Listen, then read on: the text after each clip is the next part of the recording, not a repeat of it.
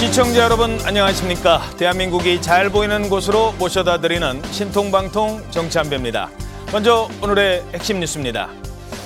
민주당 최강욱 전 의원의 여성 비하 발언이 논란이 되고 있는 가운데 비슷한 취지의 발언을 전에도 했던 것으로 드러났습니다. 그런데 이때는 침팬지가 나옵니다. 최원국 기자입니다. 지난 18일 전북 전주에서 열린 조국 전 법무장관의 북콘서트에서 조 전 장관이 유시민 작가를 인용해 윤석열 정부를 침팬지 집단에 비유합니다. 윤핵관이라는 그 그룹이 또 쫓겨나지 않습니까 지금? 특정 시기에 이용을 하고 버리고 이용하고 버리고 이걸 수시로 하는 게 침팬지입니다. 최강욱 전 의원은 맞장구를 치며 국민의힘 친윤계 의원들을 거론합니다.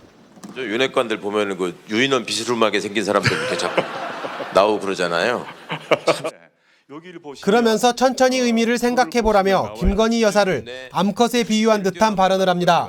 적어도 침팬지 사회에서는 암컷이 1등으로 올라가는 경우는 없다. 천천히 생각해 보십시오. 무슨 말씀? 최 전 의원 발언에 객석에선 박수도 나왔습니다. 최 전 의원은 다음 날 민주당 민영배 의원의 북콘서트에서도 비슷한 취지의 발언을 했습니다. 동물농장에도 보면은 그렇게 암컷들이 나와서 설치고 이러는 거는 잘 없습니다. 최 전 의원은 이딴 막말 논란으로 당원권 정지 6개월 징계를 받았지만 총선 공천 배제 대상에선 제외됐습니다. 막말의 맏형격인 이재명 대표가 징계는커녕 엄지손가락을 치켜 세워질 것을 알기에 전혀 두려움도 없는 것입니다.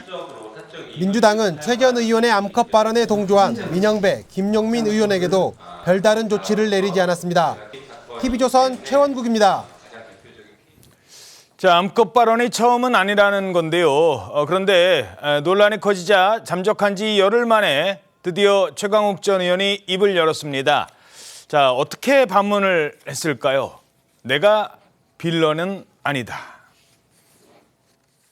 김건희 명품백이 나보다 뉴스 가치가 떨어지나? 내가 그게 거물인가? 사이즈나 저기 언론 엄청났잖아요. 그거는 언론 보도 횟수나 이런 걸 따져보면 그렇게 빌런인가 내가? 예, 지금 김건희 여사 명품백 얘기를 하면서 그걸 지적한 거다. 뭐 이런 취지로 얘기한 것 같아요. 예, 얼마 전까지 이제 공인인 국회의원을 하셨는데 이렇게 감정이나 분노가 앞서면 일을 거르칩니다. 그리고 품위도 떨어지고요. 문제는 이제 이 한동훈 최강욱 의원이 본인이 이제 받았던 어떤 탄압이나 피해 이런 거에 대한 어떤 이제 반발심에서 좀 세게 이야기하고 있는 것 같은데 뭐 국회의원 직위도 잃었고 또 자격정지도 2년이나 받는 바람에 이제 정치를 못 한다고 하지만 이게 이제 민주당 소속의 국회의원이었기 때문에 이것이 화제가 되고 이것이 전체 총선에 영향을 주기 때문에 좀 금도 있는 발언들이 필요합니다. 이렇게 특히나 어떤 뭐 특정 동물 그리고 또 성에 관한 문제 이런 거는 민감한 사안인데 이 문제에 대해서 깔끔하게 그냥 사과하고 이런 부분 재발되지 않도록 좀 이렇게 자신을 되돌아보는 게 필요합니다. 그러니까 미국의 미셸 오바마라고 하는 오바마 대통령 부인께서 그런 이야기 했죠. 저들이 저급하게 가면 우리는 고급스럽게 품위를 지켜야 한다. 이런 것들이 정치하는 데 기본이라고 생각합니다. 예, 어떻게 보셨습니까?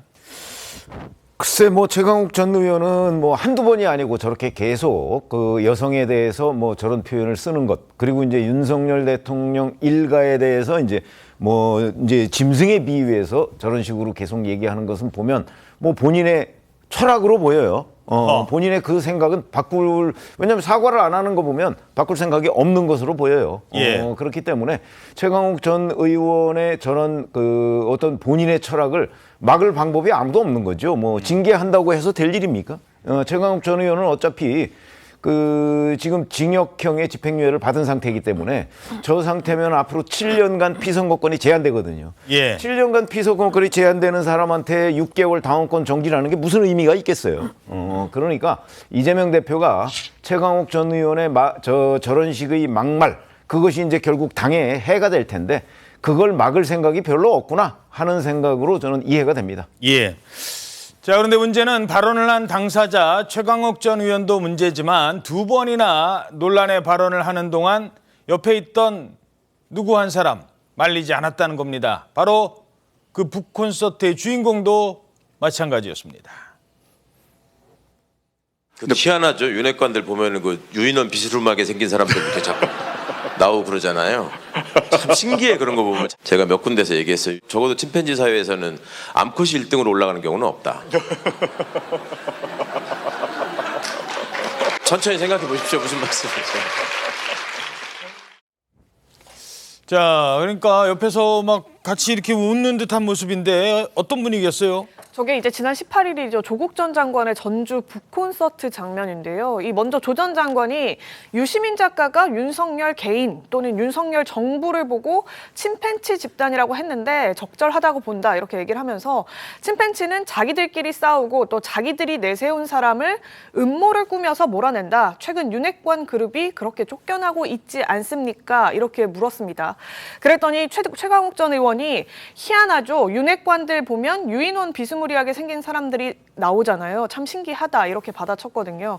그러면서 유시민 선배가 그거 하나 놓친 것 같다 이렇게 얘기를 하면서 적어도 침팬치 사회에선 암컷이 1등으로 올라가는 경우는 없다 이런 말을 한 겁니다. 이 암컷 발언이 논란이 된 그 민영배 의원 북콘서트 하루 전날 이 콘서트에서도 비슷한 말을 했는데 이 내용 자체가 MBC 유튜브 채널을 통해서 생중계되기도 했었습니다. 예.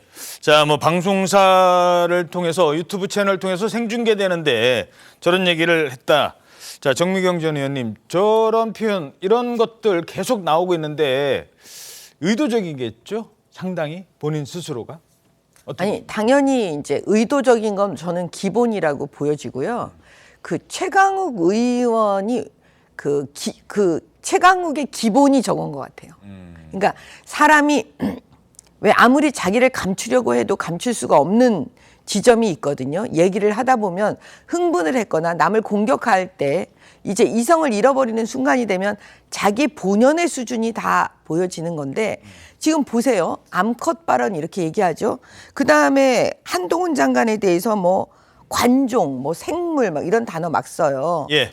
그리고 뭐 그 전에 이런 그 비상식적인 막말이 뭐 계속 나오고 있기 때문에 저는 의도적인 건 뭐 정치인이 얘기할 때 다 의도가 있기 때문에 의도적인 건 당연한 건데 이게 최강욱이다. 나는 이런 사람이다. 라고 저는 보여준다고 봐요. 예. 자, 그런데 누구는 의도적으로 이렇게 막 치고 나가면 누구는 그것 때문에 피해를 본다는 거예요. 뭐 그 발언의 당사자들도 피해를 보고 여성들도 피해를 보지만 옆에 있는 민주당 의원들도 피해를 봅니다. 최강욱 전 의원의 암컷 발언 논란을 두고 지난 21일 민주당 의원들의 단체 채팅방이 있습니다. 여기서 아주 뜨거운 설전이 오갔어요. 잘했는지 잘못했는지. 그러다가 이 단톡방이요 나중에 폭파가 됐다고 합니다. 폭파가 됐다는 게 뭐느냐. 이 방을 아예 문을 폐쇄를 하고 이 방을 안 쓰는 거예요. 다 나가버린 거예요. 당시 어떤 설전이 오갔는지 한번 보시죠. 자, 이원욱 의원이 조선일보 기사를 이렇게 얘기하면서 옮겨가면서 우리 당이 어떻게 이렇게 망가졌습니까? 개탄스럽습니다. 이렇게 얘기를 하니까 민영배 의원이 망가졌다고요? 아니, 조선일보 보고 지금 그런 얘기하는 겁니까? 조선일보가 우리 민주당의 기준입니까? 라고 따져 묻는 거예요. 이거 분위기 이상해요. 그러니까 전재수 의원이 그럼 암컷 발언을 계속하고 다닐 겁니까? 정치인입니까? 유튜버입니까? 와, 이미 막 싸우는 게 나오는 거예요. 서로를 질타하고. 자, 이 정도 대화 내용이 공개되니까 이거를 그냥 폭파해버렸다. 뭘 보여주고 싶지 않은 거였을까요?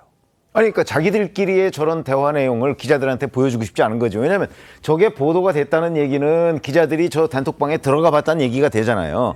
그러면 이미 이제 기자들이 아는 국회의원 단톡방이라고 하는 것은 거기서 자기네들끼리 해야 할 얘기가 있을 거 아니에요. 아무리 민주당이라도. 예. 그럴 경우에 그게 언론에 보도되면 대단히 부적절한 영향을 미치니까 그러니까 저 단톡방을 폭파, 그러니까 없애버리고 새로운 단톡방, 기자들이 보지 못하는 단톡방. 그런데 160 몇 명, 168명 정도 되는 민주당 의원들이 다 들어가 있는 그 단톡방을 기자들이, 현장 기자들이 취재를 못한다? 그렇다면 기자 그만둬야죠. 예, 그 다 정도입니다. 알겠죠. 그러니까 예를 들어서 한 10명 정도가 뭐 자기네들끼리 그 어떤 비밀 얘기도 나누고 한다면 기자들이 취재 못할 수도 있지만 전 의원이 들어가 있는 그 단톡방을 기자들이 취재 못할 리는 없거든요. 예. 그렇기 때문에 다른 거 만들어봤자 소용이 없을 텐데 일단은 다른 거를 만들고 기존 단톡방을 폐쇄했다는 얘기는 이제 우리 좀 조심하자. 뭐 전 이런 차원으로 이해하고 있습니다. 자, 민주당 출입하는 최지원 기자. 최지원 기자는 단톡방 못 들어가요? 예, 이게 기자들 당연히 이제 그건 의원들만 여기서 밝힐 수가 없죠. 아니 뭐 의원들만 이제 사용하는 텔레그램 방이니까요. 이걸 뭐 기자들이 들어가서 같이 참여해가지고 볼 수 있다 이런 건 아닌데 이번에 워낙 적나라하게 어떤 의원이 워딩을 어떤 말을 했는지가 상당히 구체적으로 나왔잖아요. 그러니까 의원들 사이에서는 저게 이제 휴대전화로 쓰는 텔레그램 메신저가 있고 그게 이제 PC나 이제 의원실에 있는 다른 뭐 탭, 갤럭시 탭 뭐 이런 것들에 이제 연동돼 있다 보니까 아하. 보좌관들이 그 사무실 안에 있는 컴퓨터로 연동돼 있는 그 메신저 내용을 긁어서 기자한테 준 것 같다. 예. 그러니까 의원이 유출한 건 아니고 그 뭐 PC나 이런 데 연결돼 있는 것들을 통해서 유출이 된 것 같으니까 이번에 새로 만들어진 메신저는 PC와 연동시키지 말자 이런 얘기도 했었다고 해요. 아, 다른 사람들은 아예 못 보게? 예, 보좌관들조차도 접근할 수 없도록 유출을 좀 막는 데 신경을 쓰자 이렇게 얘기를 했다고 하고요. 이제 다만 이제 원내에서 설명하고 있는 얘기는 이전 원내지도부 체제에 있던 원내 대변인이 방을 지휘했었는데 이번에 원내대표단이 바뀌고 나니까 새롭게 최혜영 대변인이 이 관리를 맡기 위해서 방을 팠다 이런 설명을 하기도 했습니다. 예. 자, 강경파들의 이런 막말이 계속되는 사이 당내 계파 갈등은 점차 심상치 않은 양상으로 흐르고 있는 것 같습니다. 급기야. 야, 이 사람이 등장을 합니다. 총선을 앞두고 친명계와 비명계가 쪼개질 수도 있다는 전망까지 나오자 주목받는 사람이 있습니다. 바로 이분입니다. 야당은 참담합니다. 리더십과 강성 지지자들의 영향으로 그 면역체계가 무너졌습니다. 면역체계가 무너지면 질병을 막지 못하고 죽어갑니다. 도덕적 감수성이 무뎌지고 당내 민주주의가 억압되고 하는 것은 리더십과 무관하지 않다고 생각합니다. 귀국 후에 꽤 오랜 기간 침묵하면서 지켜봤는데 잘 되지 않고 있습니다. 매우 답답하게 생각합니다. 이재명 대표께서 그럼 총선에 앞서서 좀 어떤 행보를 보이셔야 된다고 생각하시는지. 민주당이 그리고 이번 선거에 총선에 임하고자 하시는 분들이 먼저 지혜를 모으고 결단해야 할 문제라고 생각합니다. 자, 지난 대선 때 대선 후보로서 대권을 놓고 사실 이재명 대표와 맞붙었었죠. 이낙연 전 대표입니다. 최근에 작심 발언을 쏟아냈습니다. 물론 그동안 뭐 했느냐 이거는 그 논외로 하고 잠시 뒤에 따져보겠습니다만 근데 어제 발언 내용에 신당 창당 뭐 이런 얘기까지 시사를 했어요.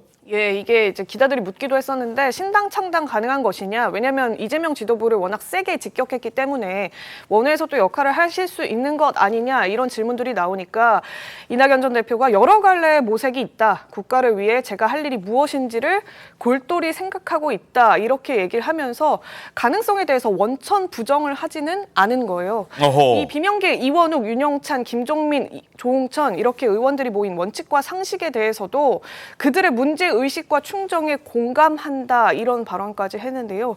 이 행사에 참석했던 30 의원 같은 경우에는 한국 정치에서 이낙연이라는 이름 석자는 앞으로 계속 요구를 할 것이고 언젠가는 이 이름값을 할 수 있는 상황이 온다고 본다 이런 말도 했는데 지금 한켠에서는 이낙연계 원외 인사들이 모인 외곽 조직에서 그 민주주의 실천 행동이라고 그러니까 친명계 원외 조직에 약간 대꾸를 이루는 이낙연계 원외 인사들이 만든 그 원외 조직이 있거든요. 원외 조직 일단. 예, 이 조직에서는 지금 그러니까 발기인들 모집해서 신당 창당 기틀을 마련하겠다 이렇게 지금 얘기를 하고 있는 상황이라서 이 상황과 맞물려서 여기에 선봉장으로 이낙연 전 대표가 설 수 있을지 그래서 신당 움직임을 좀 더 본격화할 수 있을지에 대한 얘기가 지금 민주당 내에서도 거론이 되고 있습니다. 잠깐만 그러면 당내에서 이제 원외에서는 그렇다고 치고 당내에서는 어떤 의원들과 이낙연 대표가 손을 잡는 걸까요?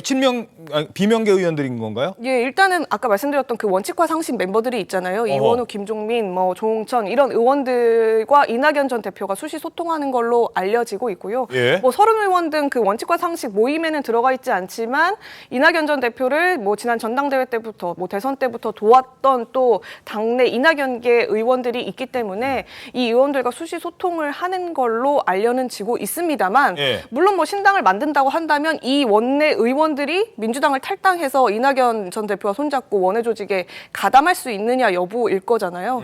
근데 아마 그렇게까지 이루어질지 실현 가능성이 높을지에 대해서는 회의적인 시각을 갖는 원내 인사들도 있긴 합니다. 아, 회의적이다? 예, 지금 원칙과 상식 이 의원들조차도 당내에서 뭔가 뭐 새를 만들고 당내에서 지도부를 향한 이제 개혁을 요구한다는 하는 거지. 혁신제를 주창하고 있는 거잖아요. 네. 그러니까 당 밖에서 뭔가를 만든다는 것은 뭐 DJ 정신에도 어긋난다 이런 얘기를 하고 있는 상황이라서 이낙연 전 대표도 결국에는 세규합이 제대로 이루어지지 못한다면 결국에는 이 당내에 있는 인사들과 메시지에 더 힘을 실어주는 방식으로 원내에서 조력을 하는 형태 이상까지는 못 가지 않겠냐. 이런 근데 얘기도 있습니다. 말씀 중에 계속 질문드려서 죄송한데 그거는 탈당 얘기는 아직 없는 건 공천 지금 받기 전이잖아요. 공천이 어느 정도 윤곽돼서 내가 민주당 공천 못 받을 것 같은데 그때까지도 이분들이 원칙과 상식분들이 민주당에 있을 거다?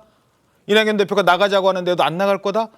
그렇지는 않을 수도 있을 것 같은데. 그런데 일단 1차적으로는 이제 당을 만드는 그 절차 자체가 그냥 우리가 쉽게 생각하기 뭐 밖에 나가서 당명 하나 지어놓고 하면 다 되는 거라고 생각할 만큼 간단한 일이 아니다라는 일단 그런 실무적인 문제가 있고요. 예. 만약에 공천 과정에서 불이익을 받아서 결국에는 공천을 받지 못하게 되는 상황이 오더라도 그런 식의 여론을 조성해서 무소속으로 나갔다 다시 민주당으로 복귀하는 안이 더 유력하지 뭐 밖에서 아예 세규합을 해서 아예 이중대로 간다 뭐 아니면 원외 조직으로 원외 정당으로 해서 계속 그 원외 그룹으로 가게 된다 이것까지는 아직 생각을 하지 않고 있는 것 같습니다. 예.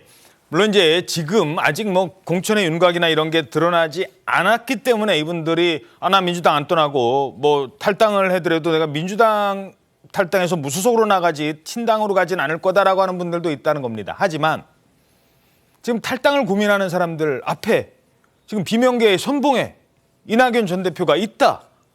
이것만으로도 상당히 논란이 될 수 있는 겁니다. 자, 이낙연 전 대표 슬슬 시동을 거는 건지 어떻게 보십니까?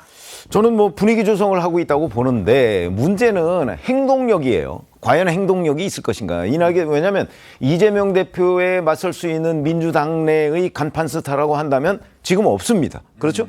김경수 전 경남지사가 친문의 대표 주자인데 거기는 복권이 안 돼 있는 상태잖아요.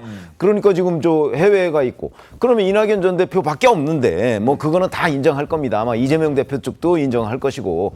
근데 이낙연 전 대표가 만약에 당을 탈당을 해서 비명계들을 모아서 친문 일부까지 과연 그 당에서 당선자를 낼 수가 있느냐. 저는 그 부분에 관해서 지금 원칙과 상식이라는 사람들도 자신이 없기 때문에 못 나가는 거죠. 나가고 싶은 생각은 굴뚝 같은데. 그러면 거기에 선봉장으로 이낙연 전 대표가 선들. 그게 무슨 의미가 있겠느냐. 그러니까 이낙연 전 대표는 만약에 뭔가 본인의 그 어떤 지금까지의 철학, 뭐 이재명 대표와 완전히 다른 걸로 보이는데 어제 상황을 보면. 근데 이런 민주당을 재건시킬 힘도 저는 이낙연 전 대표한테는 별로 없는 것 아닌가.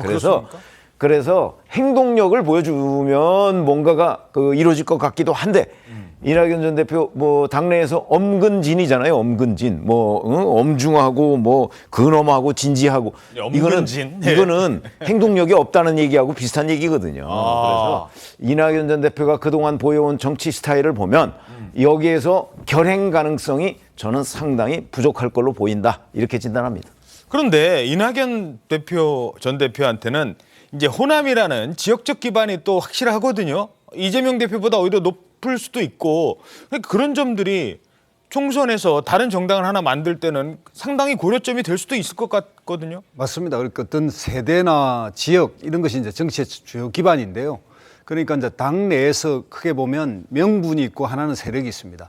근데 세력의 측면에서 보면 지난 전당대회에서 이재명 대표가 77.7% 그러니까 압도적인 지지를 받았거든요. 예. 그런 측면에서 뭔가를 이렇게 도전을 해보거나 비주류가 뭔가 움직이려고 할 때 이 세력적 측면에서 굉장히 취약합니다.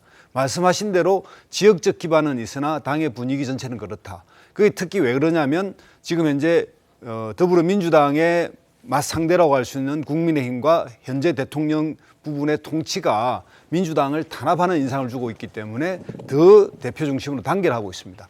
다만 여기에서 이제 명분인데요. 이 명분은 현재 이재명 대표의 리더십, 그렇게 지금 당내 예를 들면 대의원제를 추구한다든가 지금 현재 김대중이나 노무현 대통령이 오랫동안 이야기해왔던 다당제 이런 선거법 이런 문제에서 만약에 그런 지금까지 당의 흐름과 다르게 이걸 뒤집으면 즉 당의 분열적 명분을 주기 때문에 이 명분적 요소에 의해서 이낙연 전 대표가 움직일 수 있는 여지는 생긴다. 이렇게 봐야 될 것 같습니다. 예, 명분이 문제다. 자, 그런데 사실 뭐 아시다시피 이낙연 전 대표와 이재명 현 대표 이 악연이 아주 오래된 악연이거든요. 뭐 아주 오래됐다고 합니다만 대선 때 치열하게 붙었어요. 지금 이재명 대표의 발목을 잡는 대장동, 그걸 누가 처음 제기했습니까? 바로 이낙연 전 대표였습니다. 성남시는 25억 원 투자해가지고요 5,500억 벌었는데 이거는 어떻게 생각하십니까?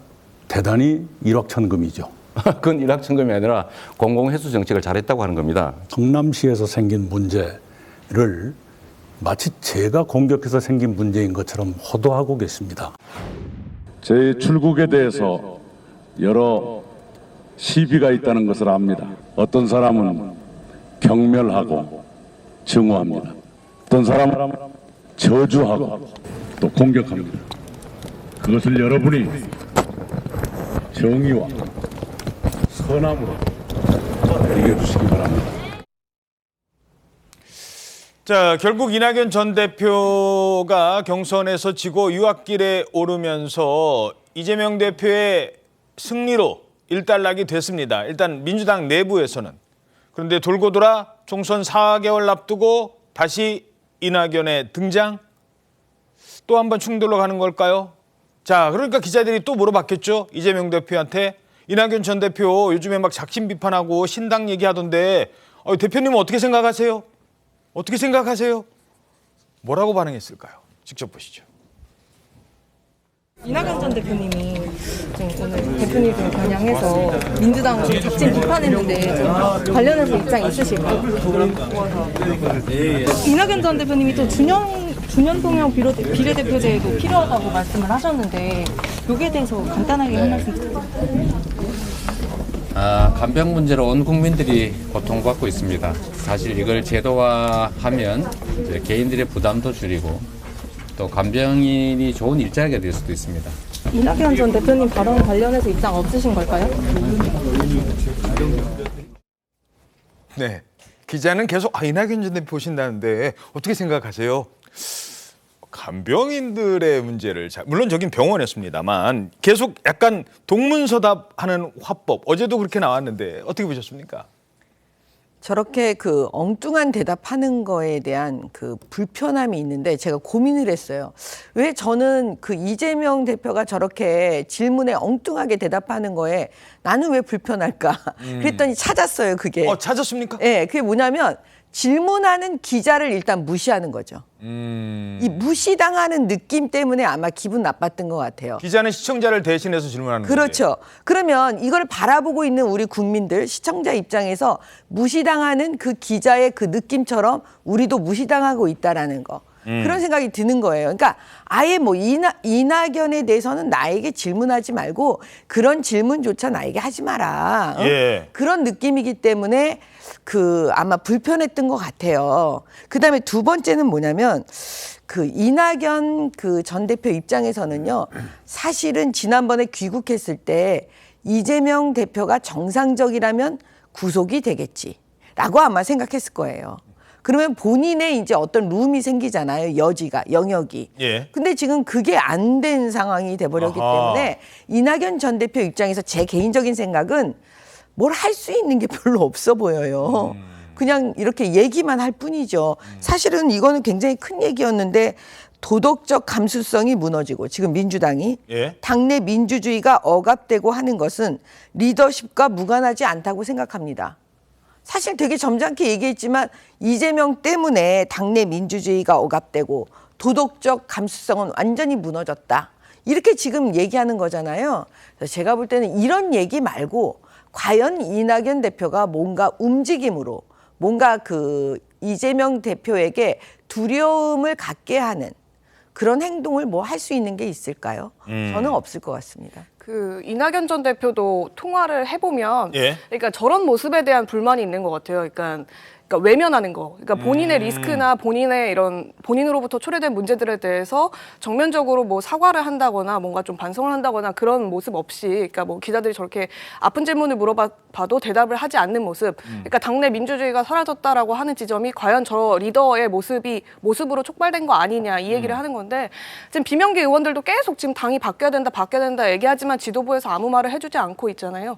그런 모습들에 대한 비판을 지금 이낙연 전 대표도 하고 있는 거고, 예. 그렇기 때문에 이제 그런 게 먼저 선행되어야, 만약에 끝까지 이렇게 요구했는데도 안 받아들여지면 당 밖에서 뭔가를 할 텐데 있다라는 여지, 뭐 그거를 주기 위한 차원에서 일단은 1차적으로 저렇게 강한 발언을 어제 내놓은 것이 아닌가 이런 해석도 있습니다. 자, 내가 강하게 비판을 하면 거기에 대해서 반응을 해야 그 반응을 보고 내가 뭔가 움직일 여지가 있을 텐데 안 하는 거예요, 반응조차. 그러니까 이낙연 대표도 답답함을 토로한다는 겁니다.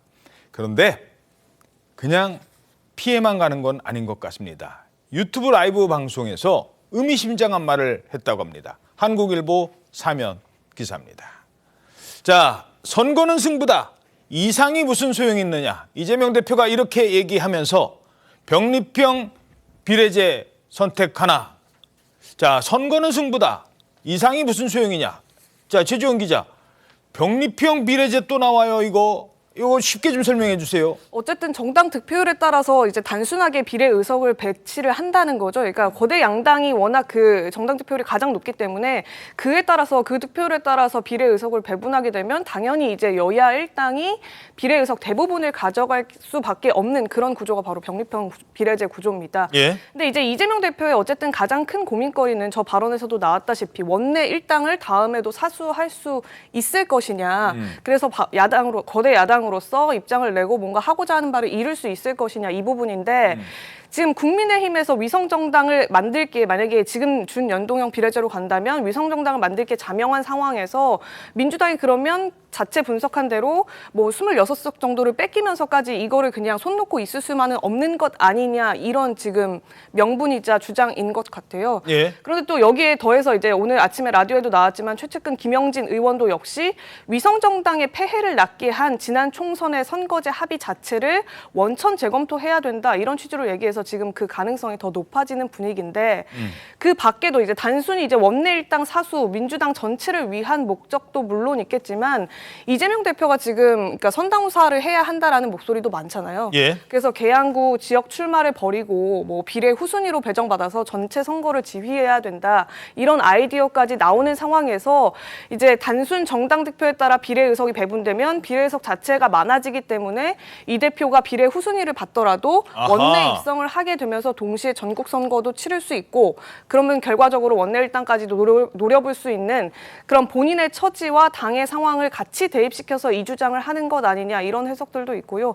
또 더 나아가서 나중에 지난 대선에서 0.7%포인트 격차로 아주 근소차로 졌기 때문에 만약에 소수 정당이 더 분출하게 된다면 지난번 같은 대선 결과가 다음 대선에 또 초래되지 않으리란 보장이 없는 것 아니냐. 그래서 소수 범야권 정당들이 범야권의 표를 나눠 가지게 되면 결국에는 지난 대선 같은 결과를 초래하게 되는 것 아니냐, 이런 부분에 대한 우려도 지금 이 선거제 개편 논의에 작동한 것이 아니냐, 이런 말들도 나오고 있습니다. 자, 그러니까 본인의 비례대표 출마까지 염두에 두고 지금 위성정당 문제를 지금 고민하고 있다, 뭐 여러 해석이 나오는데 어떻게 보십니까? 저는 그 가능성은 있다고 보지만 지금 현장 기자들이 상당히 오해하고 있는 부분 중에 하나가 바로 이재명 대표의 정치 스타일이에요.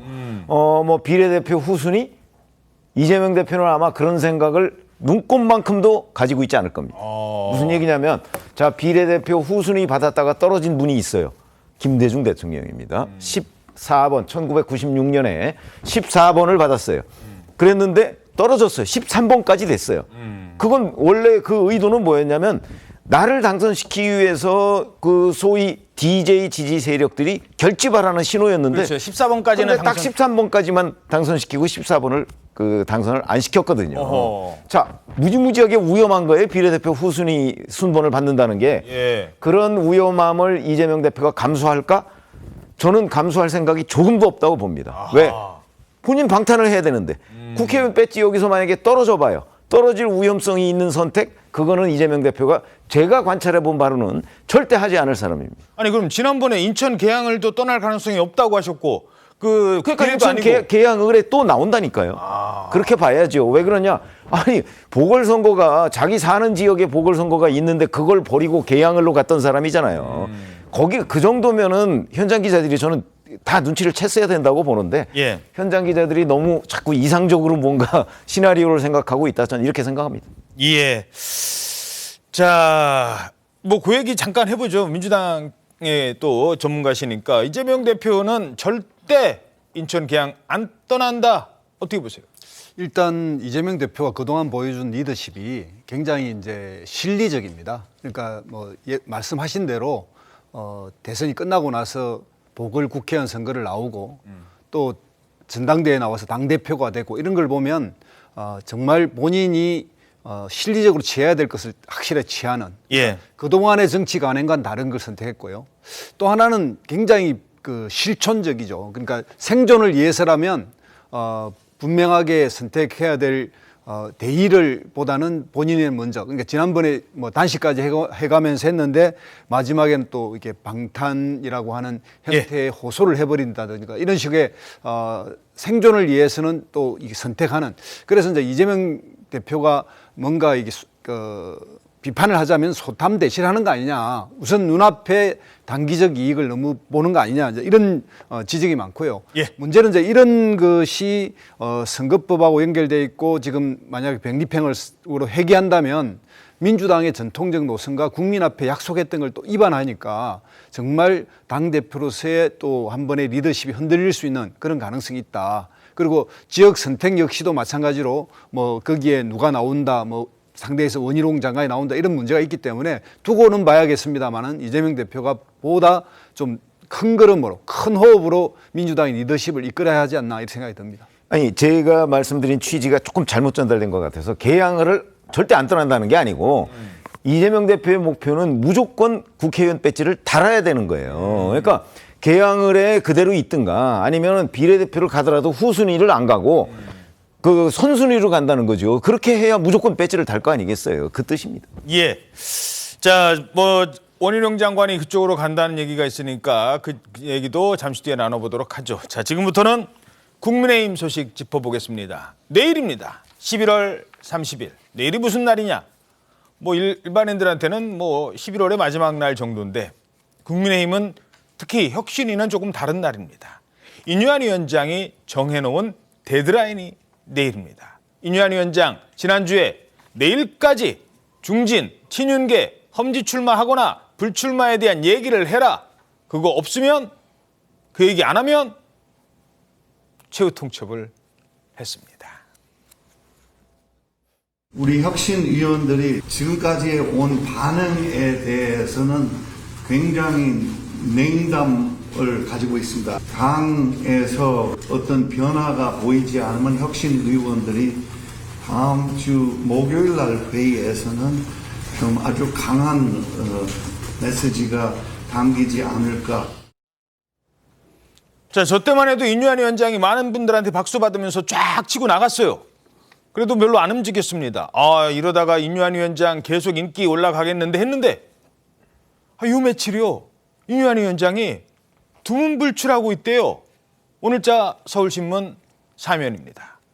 인유한 위원장 이틀째 칩거 구설에 흠집난 여당 혁신위. 자, 구설 이게 나오거든요. 구설. 지난번에 김은경 혁신위는 구설 정도가 아니라 큰 파문이었죠. 노인 폄하였으니까. 근데 인유한 혁신위원장이 최근에 이준석 대표한테 부모 얘기 살짝 했다가 물론 본인은 사과했어요. 그런데 이준석 대표 안녕히 가세요 그랬거든요. 사실상. 야, 이러면서 이틀째 일정을 지금 안 하고 안 보인다고요, 요즘에? 예, 그렇습니다. 공개 행보를 좀 자제하는 분위기긴 맞는데요. 이 지난 23일 회의에서도 이 인유한 위원장을 제외한 12명의 혁신위원 가운데 11명이 참석을 했다고 합니다. 그런데 이 회의에서 권고안에 대해 지도부에 좀 더 시간을 줘야 한다 이런 의견이 6명이 냈고 시급히 요구해야 한다 이런 의견이 5명을 이루면서 이견 조율도 안 된 상황입니다. 그러니까 인유한 위원장 부재한 상황에서 혁신위 내부에서도 지금 잡음이 일어나고 있다는 거죠. 그러면서 갑자기 지난주에 주에 또 일부 혁신위원들까지 사퇴 소동을 벌이면서 분위기 자체가 좀 뒤숭숭해졌다고 하는데요. 이를 반영한 듯이 매주 화요일이나 수요일에 열리던 비대면 회의조차 이번 주에는 열리지가 않았고요. 어허. 또 완충 역할을 할 사전 회의도 없이 지금 예고된 대로 내일 여의도 당사 대면 회의에서 혁신위의 권고안이 나오게 되는 상황에 놓였습니다. 사전 회의도 없고 그냥 권고안 띡 나오고 끝. 우리는 빠지겠습니다. 받든지 말든지. 자, 근데 인유한 위원장이 좀 힘이 많이 요즘 빠지신 것 같아요. 정말 너무 안타까운 지점인 것 같아요. 왜냐하면 아시겠지만 국민 눈높이에서 국민의힘이 좀 혁신하고 개혁하기를 많은 분들이 바랬었거든요. 예. 왜냐하면 지난번에 이제 그 강서구청장 그 선거가 굉장히 충격적이었기 때문에 그 이번에는 어떻게 해서 총선을 이겨야지 이런 마음 속에서 인유한 혁신위원장이 국민 눈높이에서 내놓는 그 제안들에 대해서 다 박수를 쳐 주셨을 거예요. 예. 근데 문제는 뭐냐면 그렇게 계속 이제 그런 일들이 벌어지고 힘이 받을 때 아니 뭐 물 들어올 때 뭐 하라고 사실 그럴 때 어떤 당 내에서 그거에 대한 응답을 계속 해줘야 된다고 저는 봤거든요. 예.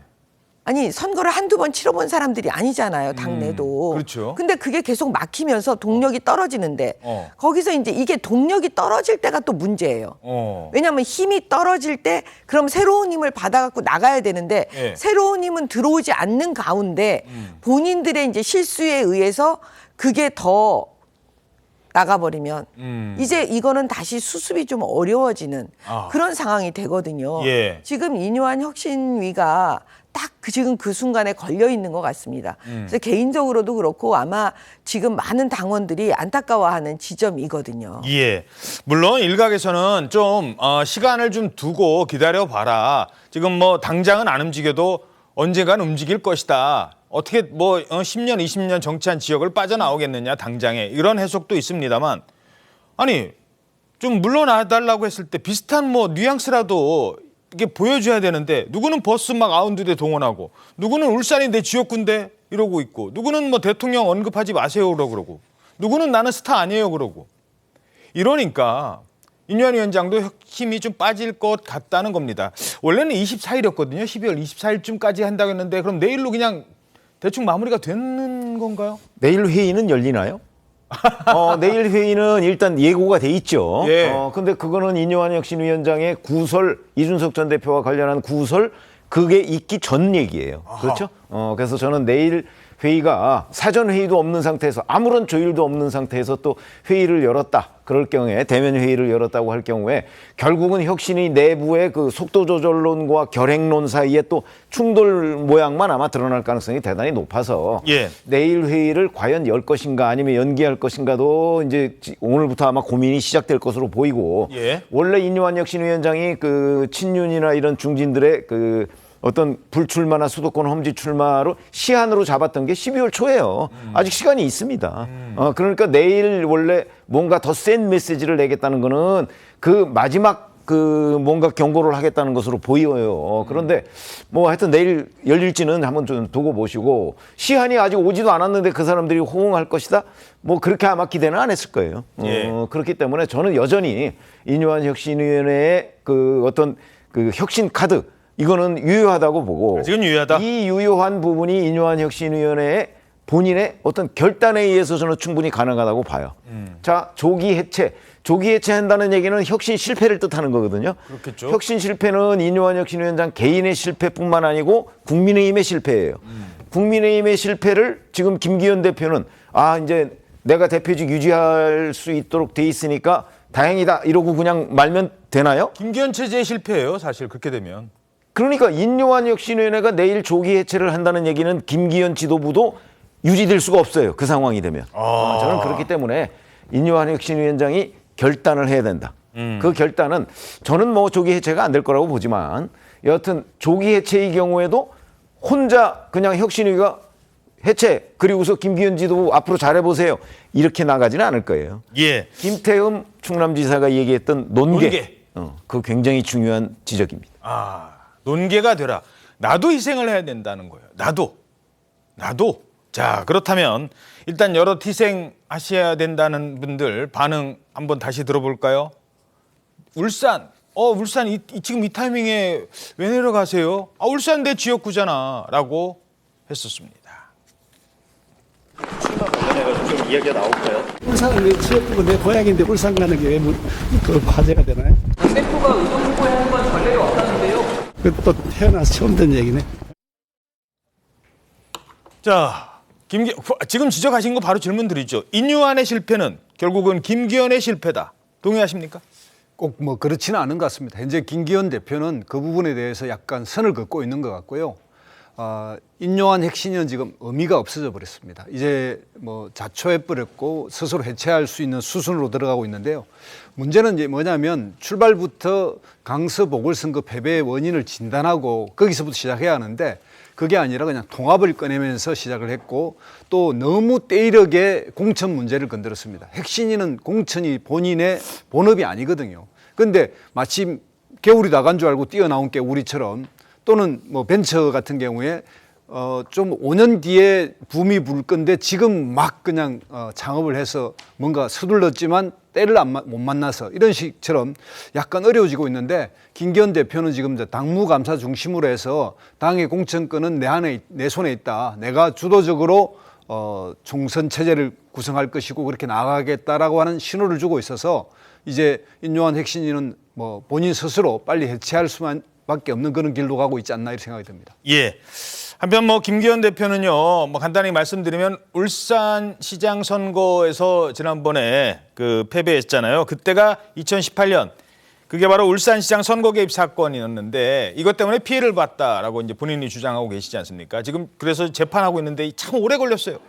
일단 오래 걸렸는데 1심 결과가 선고가 오늘 나온다고 합니다.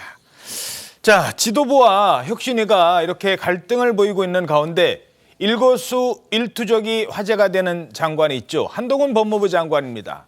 요즘에 어제도 전해드렸으니까 이 얘기는 뭐 더 안 전해드리죠. 이정재 씨랑 그 사진 하나 찍었다고 이정재 씨한테 뭐 손절한다. 막 그래가지고 사진 하나만 찍으면 논란이 되잖아요. 근데 이번엔 어떤 사진이냐? 단체 사진이 화제가 됐습니다. 자, 단체 사진 보시죠. 잠깐만. 어디 계세요? 저기 계신 건가요? 지금 아니 한동훈 장관이 중심이 된 행사 아니었나요, 저거? 예, 저게 이제 27일 날 정부 과천청사에서 열린 2023 범죄 예방 대상 시상식인데요. 예. 이 시상식이 이제 뭐 법질서 확립과 발전에 기여한 기관과 개인을 포상한다 이러면서 법무부가 주관을 하는 거예요.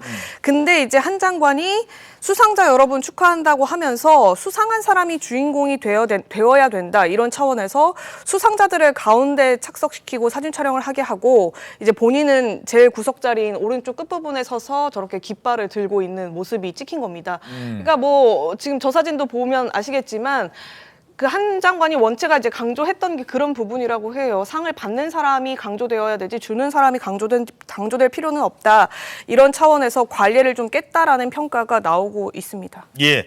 짧게 논평해 주시죠. 어떻게 보셨습니까? 깃발 들고 발상의 있는 전환이죠.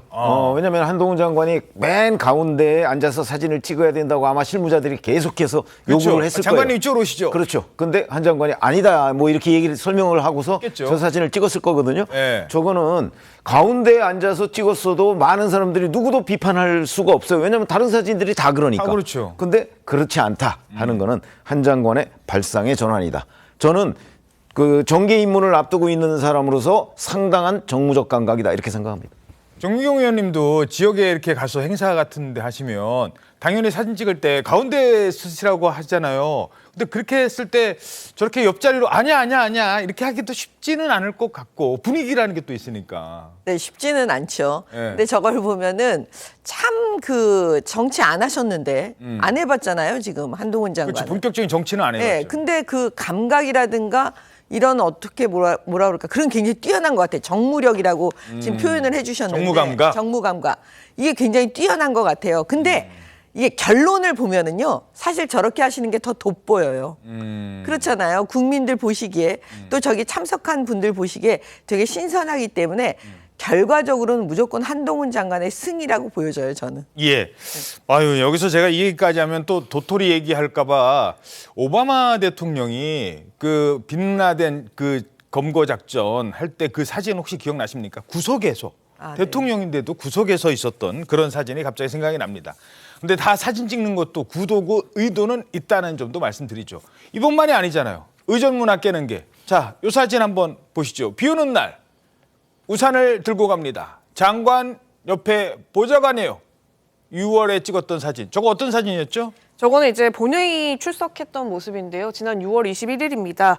역의전이라는 평가를 받는데 당시에 이제 비가 내렸었어요. 그래서 본회의 출석을 하려고 관용차에서 내려서 본회의장에 걸어 들어가는데 이 한 장관 왼편에 서 있는 분이 보좌관으로 추정되는데 이 남성에게 오히려 한 장관이 우산을 씌워주는 모습이 포착이 된 겁니다.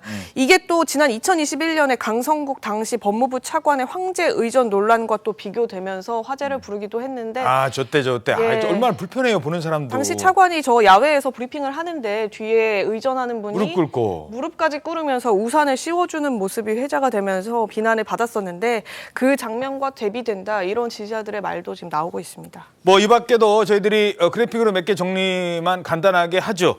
그 파격적인 행보가 이것 말고도 있었습니다. 그 간부들이 장관 호칭할 때 님자 붙이지 말라 이런 얘기를 했었고요. 관용차 문 제가 열고 제가 닫을게요. 그 앞에서 뭐 미리 나와서 열고 닫고 하지 마세요. 뭐 이런 것도 있었고, 그리고 부하 직원 상사 뒷따르도록 한 거.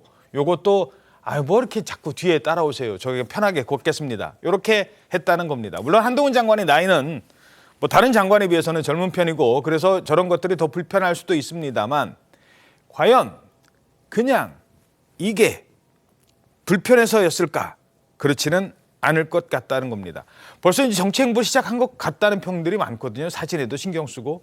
어떻게 평가하시겠습니까? 예, 뭐 일단 사진을 찍으면 항상 가운데로 가려고 하는 분들이 있는가 반면에 저렇게 이제 같이 했던 동반자들을 배려하고 본인을 낮추는 모습이 보기 좋습니다. 과거에 이제 오바마 대통령도 한번 헬기 타러 갈 때 보좌관 우산을 씌워주는 경우도 있었고, 한국에서는 김부겸 총리가 보좌관을 씌워줘서 화제가 된 적도 있는데요. 예. 이런 것처럼 이제 공직자는 본인을 좀 낮추는 게 필요한 것 같습니다. 그런 것이 아까도 말씀드린 대로 본인을 오히려 더 돋보게 하는 거니까 많은 공직자들이 좀 배웠으면 좋겠습니다. 한동훈 장관뿐만 아니라 지금 많은 원희룡 장관 그리고 대통령실에 있는 분들도 이제 슬슬 나올 생각하고 있다고 하죠. 총선 다가오면서. 물론 한동훈 장관 아직 출마한다는 얘기는 안 했습니다만 어찌됐든 이런 가운데 윤석열 대통령이 개각을 공식화했습니다. 오늘자 조선일보 3면입니다.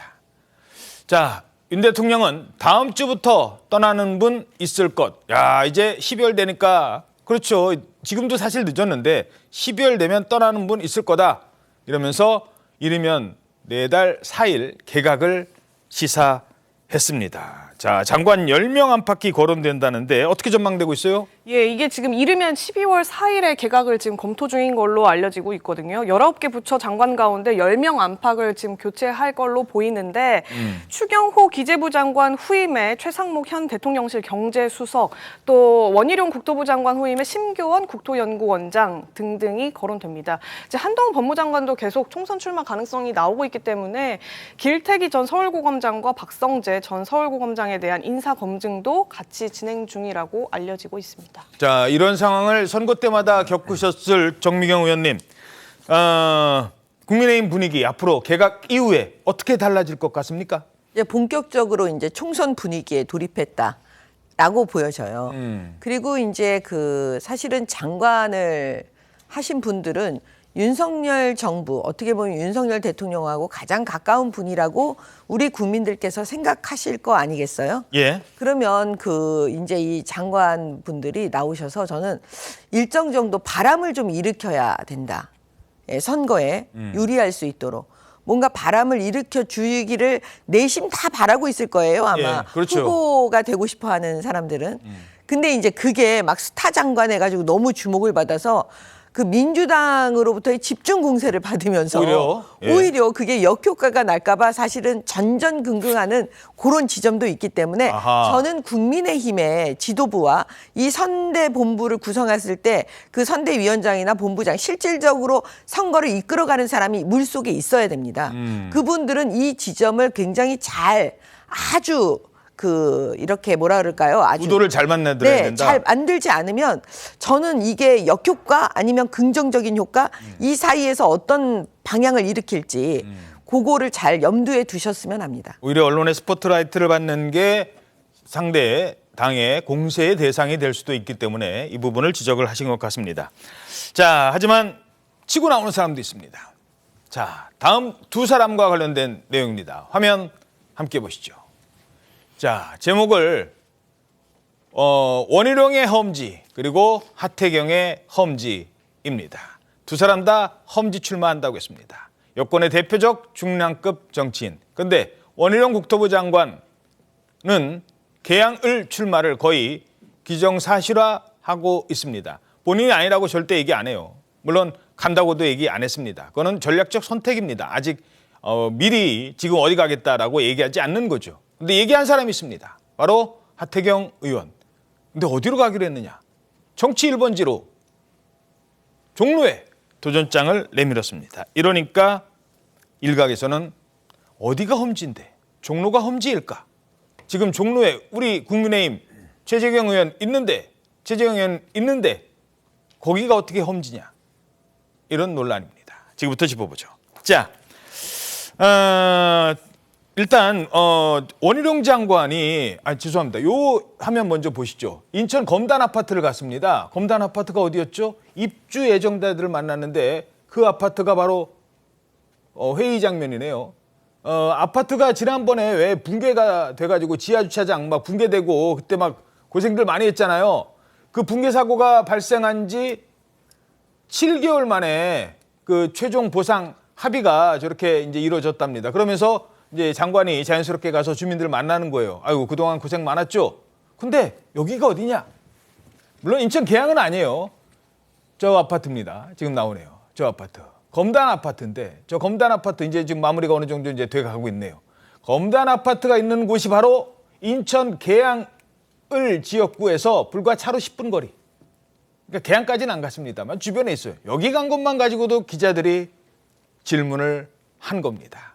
입주 예정자들 만났어요? 네, 만나서 지금 저 성과에 대해서 이제 같이 자축하는 그런 자리에서 이제 당연히 기자들은 10분 거리에 있는 인천 계양 출마 그럼 어떻게 되는 거냐 이 부분을 질문을 하잖아요. 네. 원 장관이 그 질문을 받았는데 이에 대해서 장관이란 국무위원의 책임은 결국 대통령을 보좌하고 또 국민을 모시는 일인 만큼 내가 보좌하는 대통령의 뜻이 무엇일지 또 모시는 최종 목적인 국민의 뜻이 무엇인지를 늘 생각하고 있다 이렇게 답을 했거든요.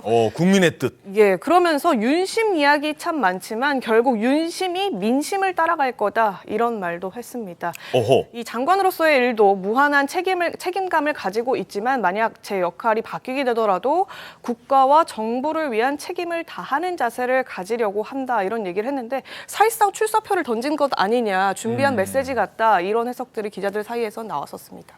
요즘 윤심 갖고 막 논란이 많잖아요. 막 당대표도 윤심 얘기하지 마 그래놓고 본인은 정작 나는 프리토킹하는 사이야 막 이러면서 윤심 죄송합니다. 이런 말이 좀 그렇습니다. 윤심팔이 이거 하지 마 예를 나오는데 원 장관은 윤심도 결국은 민심을 따를 것 그랬거든요. 자, 발언 어떻게 해석하시겠습니까? 뭐 대단히 원론적인 얘기이긴 하지만 이제 윤석열 대통령이 내년 총선을 앞두고서 변해야 한다 이런 주문을 굉장히 많이 받고 있는 것으로 알고 있고요. 그다음에 그런 문제에 관해서 윤 대통령도 실제 심각하게 여러 가지를 검토 중인 걸로도 알려져 있습니다. 예. 각종 언론 보도에 보면. 자, 그런데 이제 원희룡 장관 뭐 정치를 굉장히 오래 했잖아요.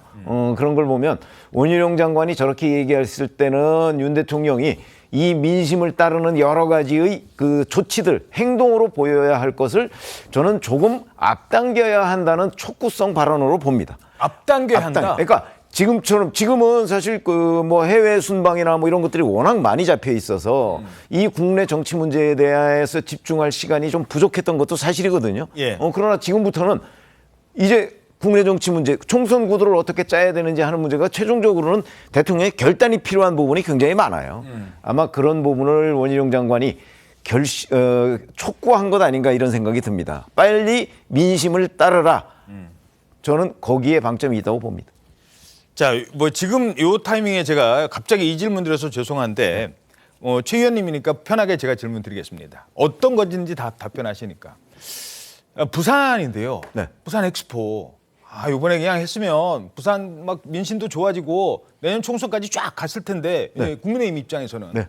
어쨌든 실패를 했거든요. 네. 그럼 부산에 있는 분들 험지 출마해라. 이것도 영향을 받을 것 같고 지금 부산이 민심이 뭐 됐을 때보다는 안 좋아지거든요. 그렇게 되겠죠. 이 상황을 그렇게 되는 거는 결국은 어떤 식으로든 하여튼 부산 시민들이 원하는 방향 뭐 이런 것들이 있지 않겠습니까?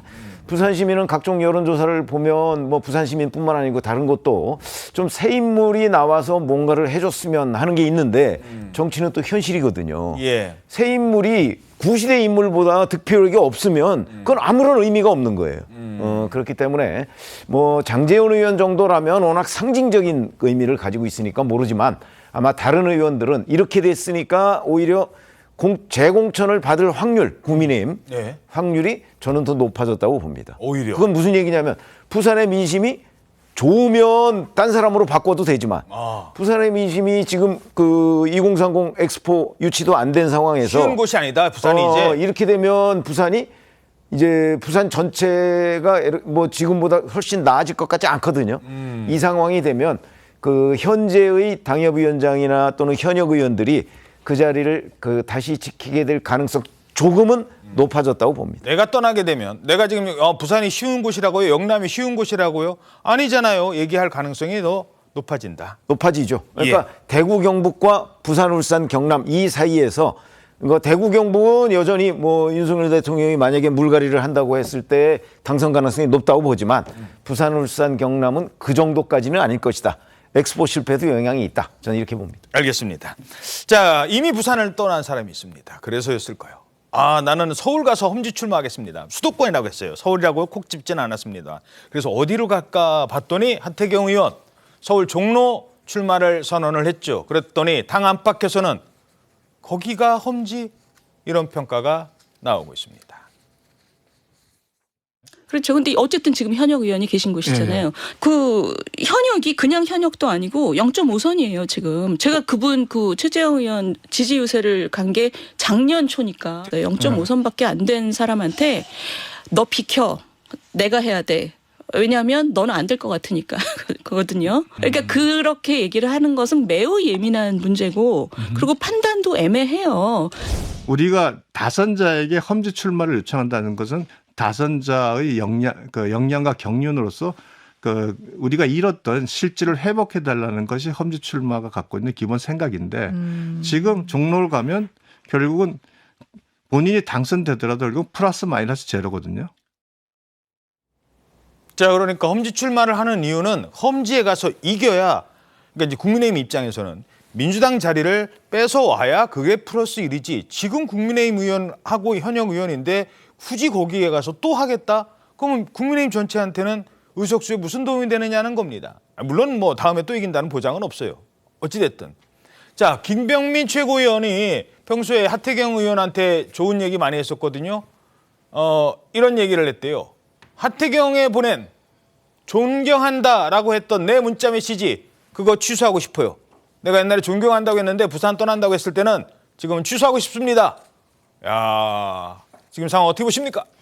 일단 이 종로가 험지냐 아니냐 이 부분은 떠오른 쟁점이긴 하지만 사실 본질은 거기는 가장 상징적이고 가장 스타 정치인을 내보내야 한다는 생각을 가지고 있는 것 같습니다. 그러니까 한동훈 장관 이야기가 나왔을 때는 국민의힘에서 아무도 이야기 안 했는데 하태경 의원이 저 부분을 이야기하니까 이제 다들 현재 있는 현역 의원과 이런 걸 비교해서 이야기해버리니까 하태경 의원 입장에서는 약간 미운 오리새끼 취급을 받는 거 아니냐 이런 생각이 듭니다. 그러니까 이 문제에서는 본인도 마찬가지로 수도권 험지라 그랬으면 사실은 이제 험지라고 예상되는 한 복수의 지역을 놓고 고민했을 것 같은데 최근에 이제 이 한동훈 장관이 막 부각되고 뭔가 이런 게 출렁하니까 조금 섣부르게 이야기를 했다. 그러나 이제 결과적으로는 뭐 험지를 앞으로 복수의 선택을 해서 한다면 거기서 살아나오면 다시 이제 미운 오리새끼가 백주가 될 수도 있겠죠. 그런 측면에서 한번 하태경 의원도 좀 고민을 해야 될 것 같습니다. 예. 아니 그게 저는 완전히 다른 생각인데요. 솔직히 하태경 의원이 수도권 험지 이렇게 나간다고 했을 때 종로를 떠올린 사람은 아무도 없을 거예요. 그리고 이거는 한동훈 장관하고는 아무 상관이 없는 얘기예요. 그냥 하태경 본인의 얘기라고 저는 봐요. 그랬을 때 우리가 지금 갑자기 종로 나간다 그러니까 저는 이게 내가 잘못 봤나? 솔직히 그렇게 봤어요. 언론에 처음에 떴을 때. 약간 뒤통수 한 대 얻어맞은 그런 느낌인 거예요. 왜냐하면 다 아시겠지만 수도권, 서울, 경기 지금요 우리 국민의힘 의석수가 너무 적은 건 다 아시잖아요. 그러면 야 안민석 의원하고 한번 붙어줄 건가? 아니면 정청래하고 한번 붙어주겠다는 얘기인가? 아니면 서대문에 가서 한석이라도 회복하겠다는 거냐? 뭐 이런 생각들을 다 했을 거예요. 솔직히 말씀드리면. 하태경 의원 정도면. 그렇죠. 가서 바람도 좀 일으켜주고 야 좀 신나겠다. 뭐 이런 생각하고 있는데 갑자기 뜬금없이 종로 이러니까 아니 그럴 때 우리 당원들과 국민들을 좀 생각을 해 주셔야지. 어떻게 갑자기 무슨 한동훈한테는 험지라고 얘기 안 하더니 아니요 험지라고 얘기하고 자기한테는 뭐 험지라고 안 한다? 그런 얘기가 아닙니다. 지금 본질은요. 자, 그 얘기 들어보죠. 하태경 의원도 좀 억울할 것 같아요. 즉각 반박에 나섰습니다. 이상한 게 원래 종로에 최근에 보면 원희룡 한동훈 출마설도 나왔어요. 그때는 종로가 험지라는데 이견이 아무도 없었어요 당내에서. 그런가? 그렇죠. 그러니까 이제 원희룡 한동훈 출마설 나올 때는 종로는 험지고 하태경 나오면은 험지가 아닌 거냐. 근데 이런 좀 이상한 논리가 되는 거죠. 그러니까 한동훈 나오면 험지고 내가 가면 험지가 아닙니까? 전 억울한데요. 어떻게 보세요? 이렇게 생각하시면 되죠. 아마 하태경 의원이 종로가 아닌 다른 지역을 선택을 했으면 하태경 의원에 대해서 왜 험지 나온다더니 그랬느냐 이런 지적이 없을 거예요. 근데 종로를 선택했기 때문에 왜? 종로는 정치 1번지라는 상징성이 있기 때문이죠. 그렇기 때문에 종로에 나오는 사람이 어찌 보면 총선 전체를 리드해 나간다고 생각을 할 텐데 일반 국민들 입장에서는 이명박 거쳐가고 노무현 거쳐가는 곳이니까. 그렇기 때문에 하태경 의원이 그러면 국민의힘의 선봉장이냐 여기에 대해서 국민의힘 당원들이 동의하지 않는 거예요. 예를 들어서 그 자리에 뭐 한동훈 장관이 그 공천을 받는다든가 원희룡 장관이 공천을 받는다든가 이렇다면 국민의힘 당원들 입장에서는 충분히 국민의힘의 선봉장이 될 수 있다 이렇게 인정을 하는 거죠. 근데 하태경 의원은 그게 아니라고 지금 국민의힘 당원들이 보고 있기 때문에 저런 지적을 받아서 제가 보기에는 하태경 의원이 본인이 험지 얘기를 스스로 했으니까 그렇게 되면 정말 험지라고 하는 곳 물론 뭐 경우에 따라서 그건 생각이 다 다를 수는 있습니다만은 기본적인 그 첫 번째는 민주당 의원이 현역으로 있는 곳을 가야 그래도 이런 그 여러 가지 뒷말이 없는 거죠. 그런 점에서 저는 조금 선택이 성급했다고 봅니다. 근데 뭐 두 가지 얘기가 양비론적으로 나오는데요. 이제 뭐 첫 번째로는 어쨌든 지금 청와대가 용산으로 옮겨갔고 대통령실이 옮겨가서 종로가 뭐 옛날 그런 정치 1번지 종로가 아니다. 그러니까 어디든 경선은 치를 수 있고 종로의 힘도 좀 떨어졌기 때문에 하태경 의원이 도전할 수도 있는 것이다. 이런 얘기가 나오는 반면 이제 지금 한동훈 장관까지도 종로에 출마할 수 있다. 이런 격전지가 될 수 있다. 이런 얘기가 나오다 보니까 수도권 어디를 이제 뭐 지역을 물색하던 그러니까 하 의원이 결국에는 이제 정하지 못하고 갈 만한 곳이 없다 보니 그런 이제 국면에서 거기가 이제 전략지로 결정이 되게 되면 어느 제3의 장소를 당 지도부를 통해서 추천받거나 이제 보장받을 수 있는 길이 열리게 될 수 있기 때문에 그 이후 상황을 보고 지금 미리 선수를 쳐놓은 거 아니냐 뭐 이런 해석까지도 나오고 있긴 합니다. 이거 하나만 짧게요. 시간은 없지만 하태경 의원 입장에서는 자 종로 간다고 했어요. 근데 사람들이 국민의힘에서 아니래요. 그럼 나보고 어디 가라고. 예를 들어서 옆에 용산으로 간다고 쳐요. 그러면 용산 가겠습니다. 그러니까 용산에서는 뭐라고 하겠습니까? 저 종로 간다고 하더니 떨어져서 일로 왔네요. 이제 하태경 의원도 이미 던졌기 때문에 여기서 물러나는 것도 쉽지 않을 것 같아요. 일단 좀 공천해야 될 그 시기가 좀 많이 남아 있고요. 하여튼 저 종로라고 하는 상징성 때문에 당내 조율을 거쳐서 이동하는 거는 그래도 명분은 뭐 아주 나빠지지는 않을 것 같고요. 그다음에 하태경 의원도 이게 복수의 험지를 두 군데나 이렇게 같이 거론했으면 괜찮은데 종로를 먼저 선수를 치는 바람에 당내 반발을 받았다 이런 생각이 듭니다. 예. 자, 뭐 선거 때마다 사실 이런 장면은 여럿 있어 왔습니다. 실제로 그 지역에 뭐 누구라고는 안 하겠습니다만 강남 공천 얘기 나왔다가 강남에서 공천 못 받고 서울 용산인가요? 다른 곳으로 가서도 또 당선이 되는 그런 분들도 있었습니다. 자, 다음 소식입니다. 북한이 김정은의 딸이죠. 김주애에 대해서 김주애를 이렇게 표현했다고 합니다. 조선의 샛별 여장군. 김주의 우상화 작업 시작했다는 분석이 나오고 있습니다. 이정현 기자입니다. 미국의 한 매체가 북한이 최근 군사정찰위성 발사 성공을 자축하는 간부 강연회에서 김정은의 딸 김주애를 조선의 샛별 여장군으로 불렀다고 보도했습니다. 북한은 지난해 11월 신형 ICBM 시험 발사 당시 김정은의 손을 잡고 있는 김주애의 모습을 공식 석상에 처음 등장시키며 사랑하는 자제분이란 표현을 썼습니다. 이후에도 존경하는 자제분같이 자제분으로 호칭해왔습니다. 역사적인 중요 전략무기 시험 발사장에 사랑하는 자제분과 요사와 함께 몸소 나오시오. 북한이 4대 세습을 염두에 두고 김주애 우상화에 속도를 내고 있다는 분석이 나옵니다. 조선의 샛별은 북한이 김일성의 초기 혁명활동을 선전하며 썼던 표현으로 김정은도 어린 시절 샛별 장군으로 불렸습니다. 태용 의원은 SNS를 통해 북한 지도부 최고위층에서 김정은의 딸을 후계자로 임명하는 내부 절차를 끝냈다는 걸 의미한다고 했습니다. 통일부 관계자는 관계기관과 함께 북한의 후계 구도를 면밀하게 지켜보고 있다고 밝혔습니다. TV조선 이정현입니다. 자, 9.19 군사합의를 파기했죠. 파기 선언 이후에 북한 병사들의 움직임이 심상치 않습니다. 판문점 공동경비구역 JSA 안에서 무장을 했대요.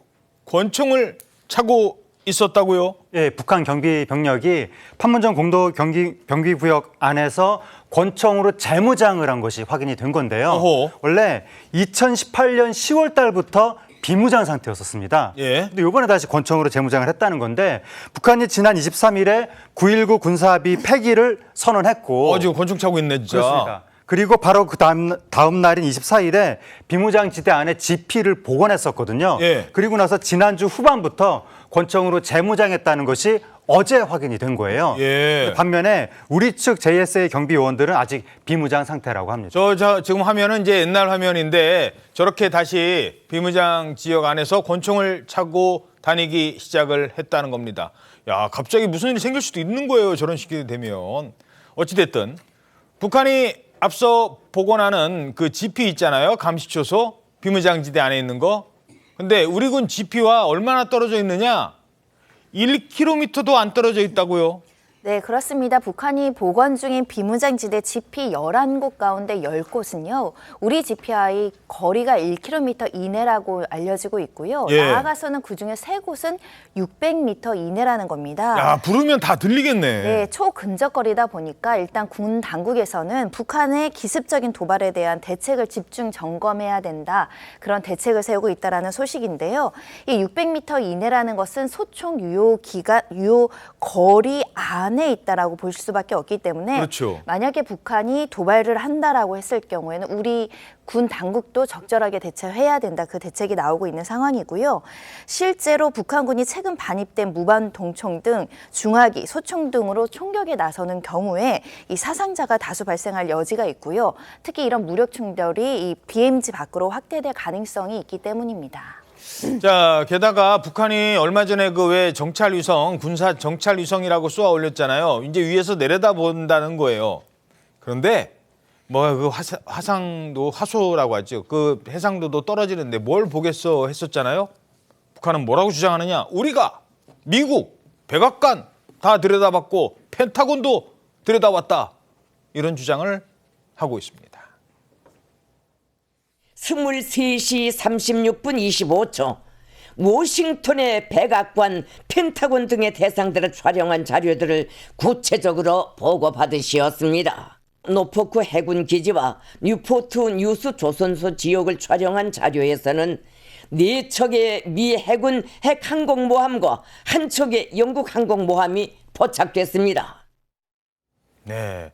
자, 뭐 들여다봤다고 하는데 얼마나 자세히 봤는지도 모르겠고 저런 게 좀 믿을만 할까요? 어떻게 보세요? 북한이 지난주에 만리경 1호라고 하는 군사 정찰 위성을 이제 발사를 했는데 그걸로 이제 방금 들으신 것처럼 미국의 주요 군사 시설들을 자기들이 촬영했다라고 주장을 한 거거든요. 근데 말로만 주장하고 사진을 공개하지 않아서 사진이 없네. 그렇습니다. 해상도가 나와야 되는데. 그렇습니다. 그래서 지금 확인이 정확히 되지 않는 상황이고 다만 북한이 뭐라고 보도하고 있냐면 김정은 위원장이 이 위성의 그 정찰 준비가 잘 되는 것에 대해서 커다란 만족을 표시했다라고 이제 보도를 했는데 11월 달에 세밀 조정을 하면서 준비하는 단계라고 합니다. 그러면서 12월 1일부터 정식으로 정찰을 하겠다. 그렇게 발표가 나와 있는 상황입니다. 예, 어찌됐든 지켜보겠습니다.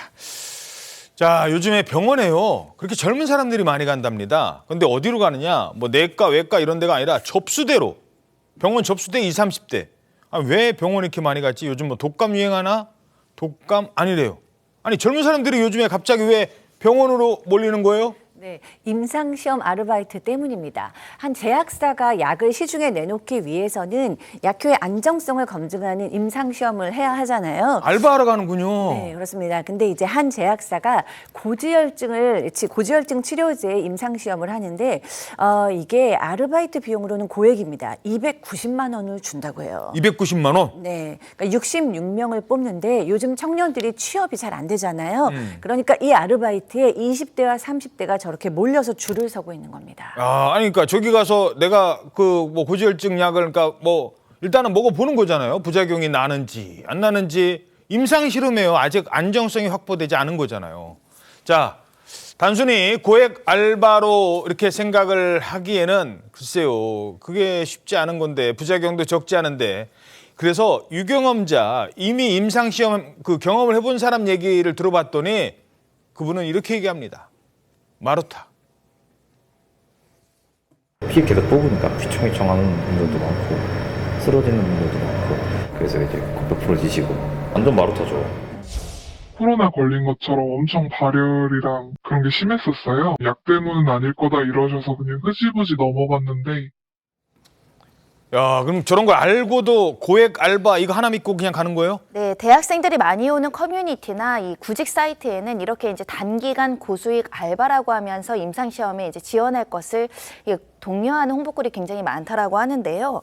문제는 임상시험 과정에서 부작용이 발생했을 때 별다른 보상 체계가 이제 정리되지 않았다는 겁니다. 인과관계가 없다 이렇게 해서 보상을 받지 못하는 경우도 있을 수 있고요.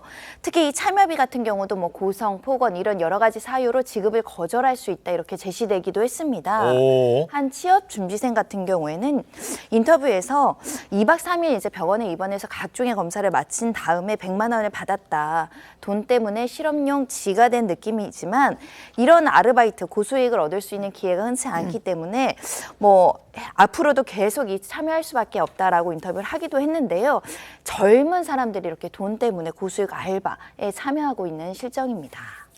그만큼 이게 경제적으로 절박한 청년들이 많다는 얘기긴 합니다만 그래도 익세요. 뭐 임상시험 자체를 하지 말라는 건 아닙니다만 돈 많이 준다니까 그냥 덥석 이건 아닌 것 같아요. 이 약들을 시판하지 않는 이유가 있는 거거든요. 위험하니까 시판하지 않는 거거든요. 혹시 사람한테 해가 있는지 확인을 하는 절차가 시험인데 그걸 내 몸으로 하게 되면 혹시 뭐 무슨 일이 생길지 모르는 거니까 지금 지난 5년 동안 국내에서 임상시험 참가한 사람들이 약 16만여 명에 달하는데 그중에 약물 이상 반응을 겪었던 사람이 1,822명이라고 합니다. 그중에서 165명이 사망했다고 합니다. 그럴 정도로 좀 위험성이 있을 수 있는 거기 때문에 이제 사망자예요. 이게 이제 약물 때문에 사망했다. 인과관계는 또 막 지금 분쟁은 있고. 그렇죠. 정확한 원인은 모르지만 어쨌든 참가했던 참가자 중에서 165명이 사망했다고 하니까 뭐 무조건 이거는 뭐 고수익 알바다 이런 식으로 쉽게만 생각할 일은 아니고 다만 이제 오죽하면 또 이런 일에 젊은 층이 몰리겠는가 그게 참 안타깝기도 합니다. 예. 자, 뭐 누구는 진짜 그 몇백만 원 때문에 이렇게 정말 위험할 수도 있는 알바를 하는 분들이 있는가 하면 누구는 참 돈 많아서 이렇게까지 합니까?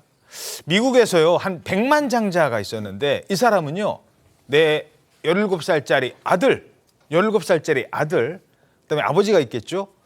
70살 아버지 이렇게 3대에 걸쳐서 아버지, 나, 아들 3대에 걸쳐서 피를 바꿨대요. 피를. 혈액을 교환했다는 건데.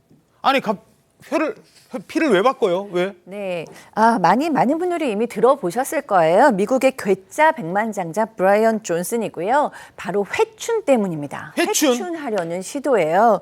우선 이제 이 브라이언 존슨이 17살 본인의 아들로부터 저렇게 혈액을 투여받았었습니다. 근데 이번에는 본인의 혈장을 아버지에게 투여했다라고 밝혔는데 이렇다는 또 결론을 냈어요. 이 아버지의 노화 속도가 느려졌다. 25년 느려졌다. 지금 우리 아버지는 46세의 속도로 늙어가고 있다라고 밝히면서 그리고 6개월간 이 속도가 유지되고 있다라고 밝혔어요. 과연 아버지의 몸에서 600ml의 혈장을 빼서인지 아니면 본인의 혈장 1리터를 아버지 몸에 주입해서인지 아니면 두 개가 상호 관계가 있는 것인지는 모르겠지만 어쨌든 효과가 있다라고 밝혔어요. 하지만 46세인 나는 17살의 내 아들로부터 받은 혈장이 아무 이점이 없었다. 그래서 나는 앞으로 이런 이제 아들로부터 혈장을 받지는 않을 것이라고 밝혔는데 글쎄요, 이제 회춘의 노력이 참 대단합니다. 글쎄. 뭐 이른바 뭐 피가리라고 해요. 근데 일부 이제 불법적으로 하는 뭐 의료기관도 있고 저게 뭐 다 불법은 또 아니라고 해요. 뭐 어찌됐든 그 규정이 있는데 거기까지 제가 뭐 잘 모르니까 말씀 못 드리겠습니다만 젊어지고 싶은 마음이야 굴뚝 같죠. 누구나 마찬가지죠. 근데 회춘에 대한 이 남성의 집착 이번이 처음이 아니랍니다. 상상 이상이라고요. 상상 이상. 이 남성이 뭐 의사라든가 건강 전문가 등등으로 자기의 몸의 각 장기들을 다 개별적으로 모니터링을 하는 거예요. 뭐 피부 따로, 뇌 따로, 심장 따로, 방광 따로 이런 식으로 지금 한 달에 그렇게 모니터링하는 팀 구성 운영 비용만 매년 26억 원 가량을 쓰고 있다고 합니다. 각각 신체 기관마다 그리고 건강 보충제를 111가지를 복용한다고 합니다. 111가지의 보충제만 먹어도 배가 부를 지경인데 매달 또 내시경 검사를 하고 그렇게 한 결과 이 존슨의 주치의가 뭐라고 주장을 했냐면 존슨이 피부 나이가 28살, 구강 건강은 17살, 체력은 18살 수준이다. 뭐 그렇게 주장했다고 합니다. 본인의 주장입니다만 과연 뭐 그런다고 그러면 진시황은 지금까지도 살고 계셨겠습니다. 뭐 어찌됐든. 다음은 중국의 SNS 웨이보에 올라온 사진 한 장인데요. 요 사진, 저 사진 보시죠. 식판이에요. 식판인데 저게 뭐예요?